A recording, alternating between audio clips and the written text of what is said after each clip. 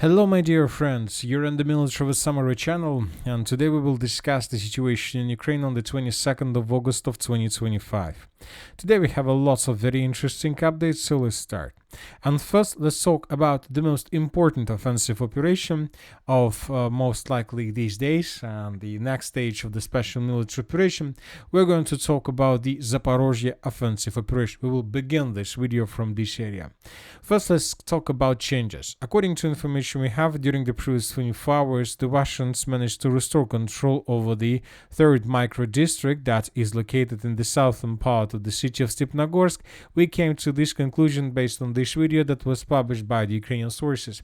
Here we can see lots of FPV drone attacks. The Ukrainians were trying to destroy or damage multi-storage buildings, most likely that were captured by the Russians recently. So this video confirms that as a result of clashes during the previous days, the Russians restore control over this territory. Now the Russians are trying to concentrate forces before moving further in the northern direction towards the city by the name of Stepnogorsk. Now let's move further. As for the city of Orekhov, during the previous 24 hours, nothing special was recorded. Just several drone attacks, several FAPs and so on. Several explosions and fire anomalies were recorded. As for the eastern flank, during the previous 24 hours, the Russians managed to improve their position significantly. We discussed this situation during the previous video. The Russian major offensive operation in the Zaporozhye direction, in the direction of the city of Gulyai-Polye as the first stage, started around a week ago. And by the end of the 19th of August of 2025, the Russians managed to improve their positions for the first time. And starting of that date, we were adjusting the map in Russian favor almost every single day. Now, of course, the most important question, why do I think that the Zaporozhye offensive operation is the most important offensive operation, let's say in comparison with the Pokrovsk offensive, with the Konstantinovka offensive, or with the Siversk offensive, or with the Kupinsk, and so on? The logic is very simple. As a result of talks between the President of the Russian Federation and the President of the United States of America on Alaska, the United States of America and the Russian Federation managed to reach some agreements. And the most important, they managed to rule out the rules of how exactly the conflict in Ukraine would be settled. And there are lots of questions regarding Ukrainian forces, military, regarding Russian language. And of course, the most important issue is the territorial issue. So how exactly the parties, the Russians and the Ukrainians, are going to cut these territories, how exactly they're going to cut these lines, which territories are going to be under Russian control, which territories would be exchanged, and so on. And according to those talks, the territories were split into three different groups. The first group are the territories that Ukrainians must withdraw without showing any resistance. And according to those negotiations, Ukrainians should abandon their positions in the Donetsk region. So this is the first type of territories. The territories that must be abandoned by the Ukrainians, for example, for nothing, so for free. The next type of territories is the territories that should be exchanged during the negotiation process and during the peaceful settlement. This time we are talking about the Kharkiv direction and the Sumy direction, where, as you can see, the Russians stopped their offensive operation completely. Today we have some changes in the area of the city of Sumy. We will discuss them, but all in all, since the beginning of, talks process, since the beginning of negotiation process, the Russians stopped any attempts to attack in the Sumy region and in the Kharkiv region. So we have some changes, but they are very small, because the Russians understand that in the end they would be forced to return this territory back to exchange them for, let's say, for some part of the Donetsk region, because we see that Donetsk is much bigger. The rest of Donetsk territory is much bigger in comparison with Kharkiv region, with the territories under complete control of the armed force of the Russian Federation in the Kharkiv region and in the Sumy region. So everything is clear with these two types of territories. But there is another type of territory, the territory which, according to negotiations, the line of combat contact on these territories, according to negotiation process, should be freezed, should be stopped. But the problem is that Trump and Putin didn't clarify when exactly this line should be stopped. And as I understand, and according to everybody's opinion, everybody's understanding, this line should be stopped right exactly in the day when the peaceful settlement settlement paper or document will be signed between the President of Russia and President of Ukraine, which means that it is allowed by this agreement to continue offensive operation in these areas. And what kind of areas we're talking about? Of course, we're talking about the Zaporozhye direction. And let's say if parties will accept this negotiation process, will accept these rules, this means that if, let's say, the documents between Ukraine and the Russian Federation are signed, can be signed, in November of 2025, and if by this time the line of combat contact goes, along this red line, this means that this is exactly the line where the territory where the conflict would be freezed, and everything to the south of this red line would be recognized officially, or maybe not officially, but will be recognized as a territory under complete Russian control.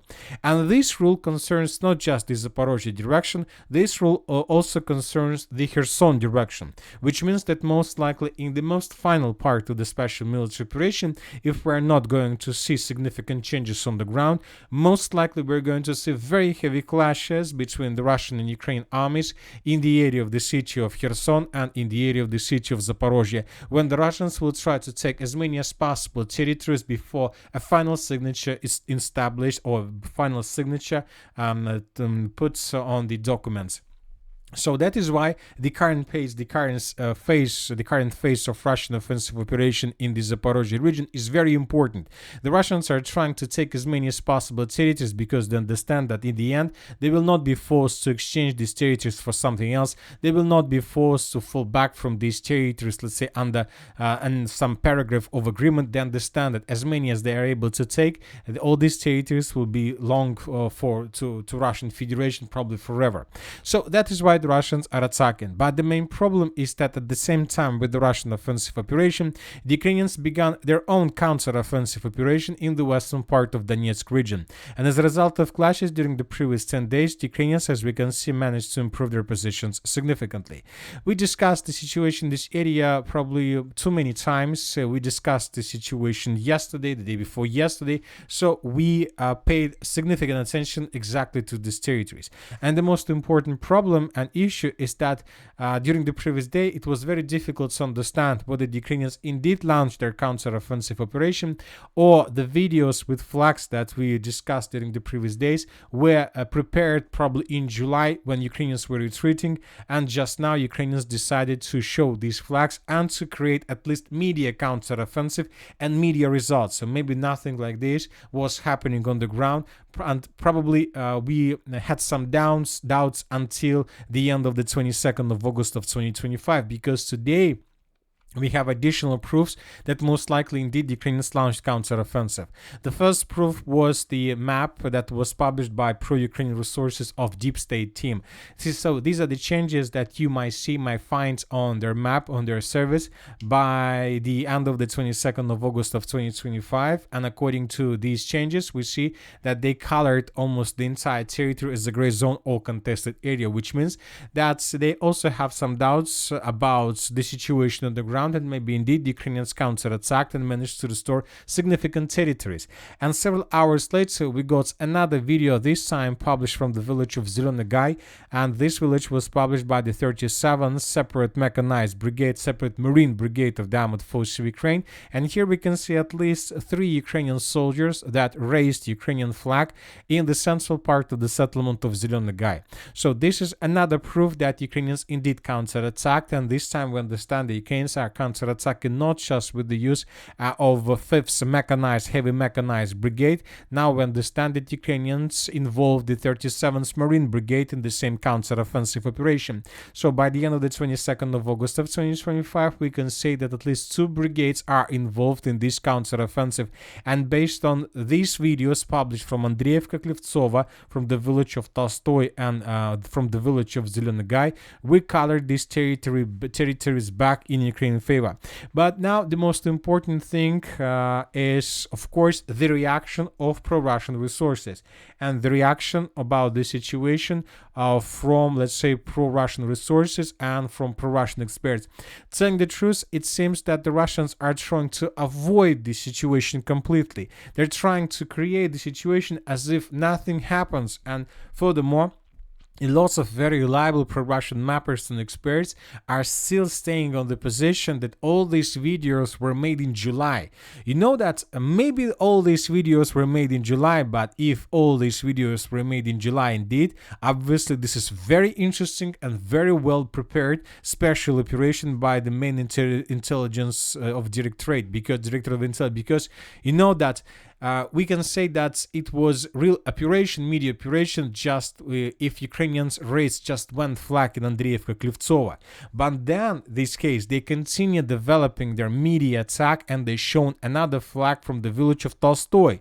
So, and today, according to this, let's say, theory that the Russians are holding to, Ukrainians today developed this media attack and shown the third flag raised this time in Zelený Gai. So, it's obviously, this is, if this information is not real, obviously this is well done, well prepared special operation from Ukrainian side. Because if you ask my opinion, I really believe this, because it's created very, and it seems that it's really very close to the reality.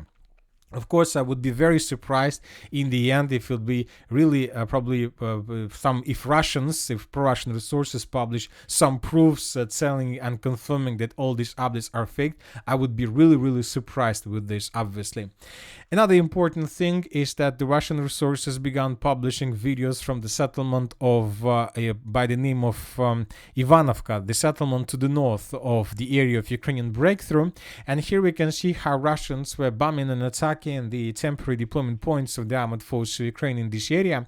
This is very important video because now it's logical, because we received almost nothing from this area during the previous days, and now at the same time, almost at the same time, with Ukraine counterattack, the Russians began bombing and attacking this territory massively, as if the Russians began using aviation and aircrafts with the purpose to stabilize the situation and not allow the Ukrainians to bring additional forces to the southern bank of the river of Volcha. So it seems that something huge and big is happening here, and it seems that Ukrainians indeed are tasked to ruin Russia's plans to for their Zaporozhye offensive operation. Because if this offensive operation is being ruined by the Ukrainians, telling the truth, this can lead to completely unpredictable consequences. We're not talking about collapse of the front line, but we are talking about the results that the Russians will be able to achieve as a result of the entire special military operation. Anyway, let's wait and see what is going to be next. Obviously, now the Russians will try to think where to take reserves, reinforcements to stabilize the situation. And another important question I have, how exactly it happened that the Russians haven't noted the two fully blooded brigades of the armed forces of Ukraine that are currently involved in this counteroffensive operation. How exactly did this happen? Very difficult to understand. Now let's move further and let's discuss the situation in the Pokrovsk direction. Today we have changes in the southwestern and in the northeastern part of the agglomeration and in the area of the breakthrough. Now let's discuss them in details, and first let's talk about the western direction. Currently there are very heavy clashes for the settlement of Udachne. During the previous night, several mappers adjusted their maps and, let's say, they published their analysis, and according to them, the armed forces of the Russian Federation by the morning of the 22nd of August improved their positions in the eastern part of the settlement. The Ukrainians counterattacked and restored control over the southwestern part. But during the day, we got two geolocations that confirm additional progress on the ground in Russian favor. This video was published by the Ukrainians, and here we can see how Ukrainian FPV drone was attacking Russian position in the central part of the settlement of Udachne. And based on this video, we came to the conclusion that the armed forces of the Russian Federation established control over this territory. Here we can see Russian soldier that was moving on the street. So all episodes from this video confirm Russian control over the central part. Later we got another video that was published by Ukrainian sources, and here we can see almost the same story. A building was attacked by Ukrainian drone, and the building was destroyed as a result of this attack. And this episode was also geolocated, and this is exactly the building that we could see during the video. area. So based on these two reports, based on the reports of different mappers, we have adjusted the map in the area of Vodachne significantly. And the most important that now we see that the Russians are about to finish the battle for this territory completely. So it seems that in coming days, the Russians will finish the battle for the western part, and then the Russians will advance further in the northern direction, and the clashes for the farms will begin. Very important progress, because we understand, everybody understand, that after the fall of the settlement of Vodachne, the Russians will begin offensive towards the mine of Pokrovskaya, the most important strategical object in this area. If Russians establish control over this territory, they will be able to improve their positions, FPV drone positions, along the main supply lines that go in the direction of the Pokrovsk agglomeration. And Ukrainians will start suffering huge losses in this case. Now let's move further and let's discuss the situation in the northeastern flank. The Russians improved their positions, and it seems that the Shakhovo pocket is about to be taken by the Russians completely. The defense of the armored forces of Ukraine in this area, it seems, collapsed. The Minister of Defense of the Russian Federation during the previous 24 hours and during the previous report stated that the armored force of the Russian Federation managed to secure the villages of Katerinovka, Vladimirovka and Rusin Yar. So this is the village of Vladimirovka. We colored the village based on the report of the Minister of Defense, and the Russians secured the village of Rusin Yar, and the sources reported that not just the village was secured, but also dense network of fortifications on the heights to the north of the settlement. So very important progress on the ground. The Russians, according to several pro-Russian resources, are fighting right now for these two bridges along the river of Volch. They're trying to cross this area and to answer the southern part of the settlement of Shakhovo. At the same time, the sources reported that the Russians are attacking the village of Shakhovo from the west. The Russians managed to answer the most western part of the village, and currently there are very heavy clashes as well. And several neutral mappers reported that the Russians improved their position significantly in the fields to the east of the village of Shakhovo, and they're getting closer and closer to the settlements of Sofiivka and Shakhovo. So summarizing everything, we see that most likely in coming days the entire Shakhovo pocket will collapse, and Russians will take probably the most important defense belt of the armored forces of Ukraine on the entire Donbas direction. This area is very important. If Russians are able to take under complete control everything along this red line, this can lead to complete collapse of the entire Donbas, the rest of Donbas defense of the armored forces of Ukraine. From these positions, from this very powerful foothold, the Russians may attack in the western directions towards the settlement of Dobropolye. The Russians may attack in the direction of the city of Pokrovsk towards its northwestern part, and of course the Russians may attack in the direction of Drushkovka, trying to defeat the Ukrainians completely in the Konstantinovka pocket. Now let's talk about the Konstantinovka offensive operation. You know that during the previous 24 hours we received lots of very interesting updates. And telling the truth, when comparing the city of Konstantinovka and the city of Pokrovsk, we can make a conclusion that the Russians most likely began real assault of the city of Konstantinovka. When talking about the entire Pokrovsk agglomeration, the Russians are trying to maneuver. They're trying to encircle, to outflank, to maneuver with the purpose to encircle Ukrainians to force them to fall back. As for the city of Konstantinovka, the situation here completely different. The Russians began full-scale offensive with the purpose to walk through the city of Konstantinovka as they did with the city of Bakhmut and with the Toretsk agglomeration. So they're going to rush, they're going to push, it seems like this. During the previous 24 hours, we have lots of changes recorded. The Russians reported that the village of Katerinovka was secured by the armored forces of the Russian Federation. Several mappers reported that the Russians managed to tighten the news around the settlement of Kliban-Bek. So it seems that coming days, this entire territory would fall in Russian hands without any problems. Ukrainians are trying to evacuate wounded, Ukrainians are trying to evacuate personnel, soldiers. We see that the situation is very difficult. Furthermore, the Russians managed to improve their positions in the southeastern part of the city of Konstantinovka. Several positions were taken in the direction of pocket between Alexandra Shutina and Pritechina, and as we can see, we have lots of changes on the ground. So the situation is very difficult for the armored forces of Ukraine.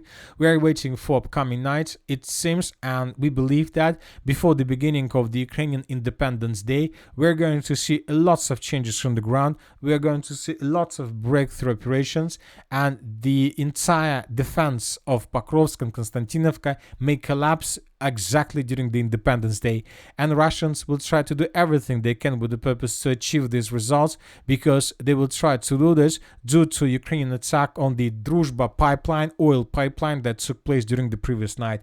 During the day of Russian national flag, Ukrainians carry out very, very dangerous attack, special operation that led to destruction of this oil facility. So obviously, if Ukrainians attacked Russia, probably fury during the National Flag Day, most likely the Russians will attack Ukraine with the same pressure during the Ukrainian Independence Day. Now it's clear to me. Now let's talk about the series direction. The most important updates are coming from the Cibbranka forest. During the previous 24 hours, the Russians almost finished the battle for the territory. Now, for example, by the end of the 21st of August, it was, let's say, one line of defense, one line of defense, one defense belt of the armored forces of Ukraine. But now we see that by the morning of the 22nd of August, the Russians cut this territory at least in 2 pieces, and now they will try to handle with every single one separately, which is much easier. We believe that the Cibbranka forest would fall in Russian hands also in coming days. As for the Sumy direction, as we discussed during the previous 24 hours, the Russians managed to improve their position significantly in the central and the southern parts. Ukrainian sources published this video where we could see how Ukrainians were attacking Russians in different parts of the settlement.